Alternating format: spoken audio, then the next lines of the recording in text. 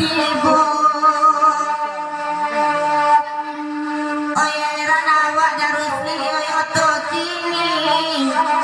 baru kan nampak bitu bengke di jalan rancaknya homogo sajo